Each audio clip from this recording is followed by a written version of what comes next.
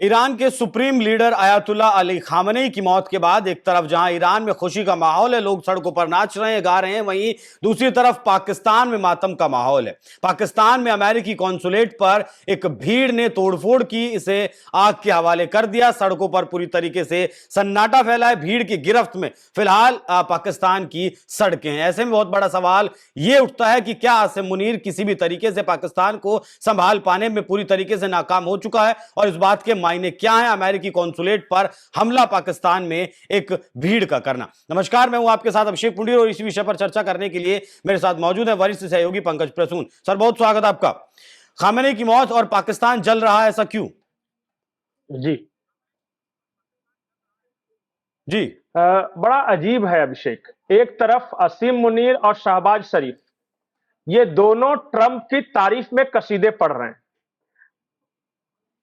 बड़ा अजीब है कि पाकिस्तानी सेना इजराइल की तरफ से जाकर लड़ रही है गाजा में, और पाकिस्तान में खामनेई की मौत के बाद अमेरिकी काउंसुलेट पर हमला हो रहा है। इसलिए मैं कहता हूं कि यह देश जो है शेख चिल्लियों का देश है, बेवकूफों का देश। एक और महत्वपूर्ण बात यह है कि अमेरिकी काउंसुलेट जो है वो कराची में है, और कराची में न पश्तून रहते हैं, न बलोच हैं, न पंजाबी हैं। फिर ये कौन से लोग हैं जो कि अमेरिकी काउंसुलेट पर हमला कर रहे हैं और तोड़फोड़ कर रहे हैं? और कल को जाके अगर अमेरिका ने इसका बदला लिया तो ये कहां भागेंगे? वैसे एक और ब्रेकिंग न्यूज मैं आपको दे रहा हूं जी। आज सुबह यानी रविवार की सुबह पाकिस्तानी ड्रोन ने भारत के कश्मीर में प्रवेश किया था, और जैसे यहां से फायरिंग शुरू हुई है वो वापस जाके पीओके में गिरा है। दिगवार सेक्टर है हमारा, उधर वो घुसा था, थोड़ी देर इधर से मारने लगे तो भागने के दौरान जाके गिर गया। ये खबर पीटीआई की, आप देखिए। तो मेरे कहने का मतलब है कि जिसको जूता खाने की आदत है ना, वो कहीं भी जाके मार खाने के लिए तैयार रहता है। वो गाजा में चला गया पाकिस्तानी फौज, वो सऊदी की तरफ से भी लड़ रही है पाकिस्तानी फौज, ईरान के खिलाफ सऊदी की तरफ से भी लड़ रही है, वो अफगानिस्तान के खिलाफ भी लड़ रही है। अमेरिकी काउंसुलेट पर पाकिस्तान के अंदर हमला हो रहा है और भारत के खिलाफ लड़ ही रही है। इसलिए मैं ये कह रहा हूं कि ये जो लोग हैं असीम मुनीर और शहबाज शरीफ, इनका एक अलग चल रहा है और पाकिस्तानी आवाम का अलग चल रहा है। ये दोनों पैसे खा के गाजा में लड़ रहे हैं इजराइल के लिए, और पाकिस्तानी आवाम जो है खामनेई के मौत का मातम मना रही है। जबकि ईरान ने सभी सुन्नी देशों पर हमला किया है। जो भी गल्फ में सुन्नी देश हैं, चाहे वो बहरीन हो, चाहे वो कुवैत हो, चाहे सऊदी हो, चाहे यूएई हो, और आप देखिए ना कतर हो, ये सब पे मार रहे हैं मिसाइल। और 85% सुन्नी वाला देश खामनेई की मौत का मातम मना रहा है। इसलिए कह रहे फुल ऑफ कंट्राडिक्शंस। ये कौन है, ये किसकी तरफ है, किसके लिए लड़ रहे हैं नहीं पता, बस चारों तरफ से मार काट ला जूते खाना इनको मजा आता है। बस कोई नीति तो होगी? कोई नीति नहीं। देखिए, मुनीर की नीति है कि जो पैसे देगा उसके लिए लड़ेंगे। शहबाज शरीफ की नीति है कि जो मुनीर कहेगा वो करेंगे। जनता जो है, जो सुन्नी है, वो कह रहे हैं कि हम तो सऊदी की तरफ से लड़ रहे हैं। जो शिया है वो कह रहे हैं कि ईरान की तरफ से लड़ रहे हैं, और दोनों मिलकर अमेरिकी और इजरायली एसेट्स पे हमला कर रहे हैं। अब बताइए क्या नीति है देश की? तो क्या होगा इस देश का? फिर कुछ नहीं होगा। ये देश हमेशा की तरह मार खाता रहेगा, बीच बीच में टूटता रहेगा 10-20 साल पर। अभी आधा बांग्लादेश हुआ है, अभी अफगानी उनको जो कर रहे हैं, मुझे लगता है खैबर पख्तूनख्वा लेके जाएंगे कुछ ना कुछ हिस्से को। अब्बा ट्रंप नहीं बोलेंगे मुनीर को कि क्या हो रहा है तुम्हारे देश में हमारे खिलाफ? वो कह देगा शिया लोगों ने किया है, हमें क्या है, हमें बोलिए कहां चलना है आपके लिए लड़ने, और बोलिए तो शिया लोगों को मारते हैं। वो तो कहता ही है, शिया तो खैर मुसलमान होते नहीं उनकी नजर में। ये है नहीं, उनकी नजर में नहीं, मुनीर की नजर में नहीं है। और पाकिस्तान में शियाओं के मस्जिदों पर लगातार हमले होते रहे। तो ईरानी बॉर्डर पर पाकिस्तानी सेना और ईरानी सेना भी लगातार लड़ते हैं, आतंकवाद का एक दूसरे को भेजने के ऊपर आरोप लगाते हैं।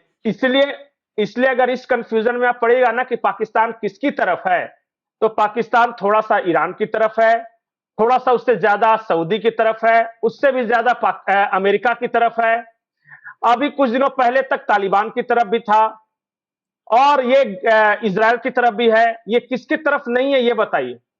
तो है, तो मतलब ये चाइना की पाकिस्तान तरफ भी सबका है। है यार, सबका होने के चक्कर में पाकिस्तान किसी का नहीं है, और ये इसी तरीके से आने वाले वक्त में घंटे की पाकिस्तान तरह सबका सबसे नहीं है, पिटेगा। बिल्कुल पाकिस्तान सबसे पैसे लेकर लड़ता है। और ये भी सच्चा है कि सब पाकिस्तान की बजाते हैं समय समय पर। कभी ईरान ने मार दिया, कभी अफगानिस्तान ने लतिया दिया, कभी भारत से मार खाया, कभी अमेरिका ने थपड़ा दिया। बस ये है, गली का लोफर देखे हैं, वही है इस पाकिस्तान। देश को कभी लिहाज नहीं आती है कि ये मिडिल ईस्ट के देशों में लड़ रहा है, आपका ईरान के साथ भी लड़ रहा है, और अफगानिस्तान इसकी जो पोस्टों पर है वो कब्जा कर ले रहा है, इसके एयरबेसिस पर, इसके पोर्ट्स पर, या फिर कहें कि इसके जो कमांड सेंटर्स हैं वहां कब्जा कर ले रहा है, पोस्टों पर लगातार अफगानिस्तान की सेना, तालिबान की सेना लगातार इन्हें मार रही है। पिछली बार जो झगड़ा हुआ था दोनों देशों के बीच 2025 में, उसमें तो पेंटे तक उतरवा ली थी पाकिस्तानी सैनिकों की। तो इसी दुनिया में लिहाज नहीं आती है।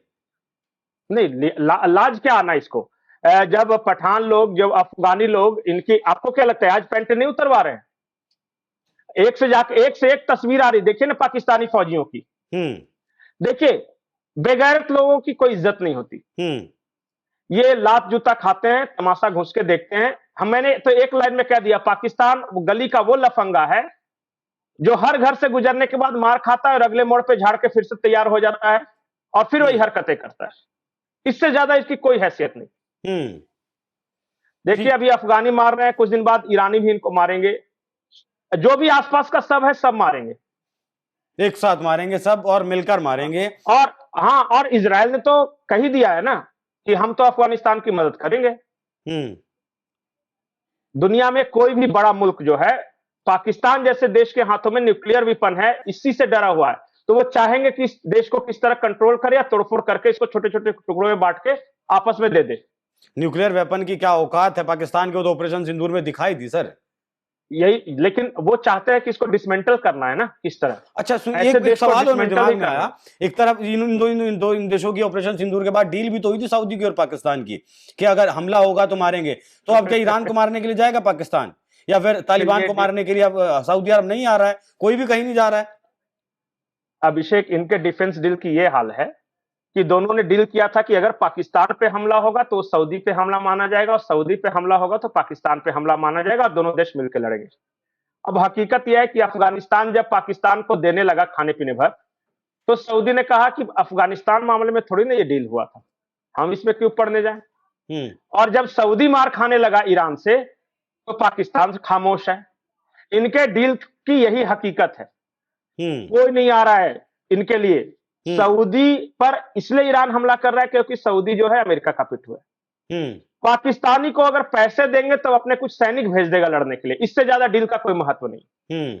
और वो गाजा में जाकर सैनिक लगातार मर रहे हैं, और पाकिस्तान उनकी डेड बॉडी तक क्लेम करने के लिए तैयार नहीं है, जैसा कारगिल के वक्त में इसने अपनी बॉडी अपने सैनिकों की नहीं ली थी। यही के सैनिकों की औकात है, और यही इस देश की औकात है। बाकी अब ट्रंप मुनीर से किस तरीके से बदला लेंगे या नहीं लेंगे, कि तुम्हारे होते हुए कैसे हमारा कॉन्सुलेट फूंक दिया गया, आग लगा दी गई, इसका भी हिसाब ट्रंप को मुनीर से जाहिर सी बात है लेना चाहिए। बाकी पंकज सर, बहुत धन्यवाद आपका।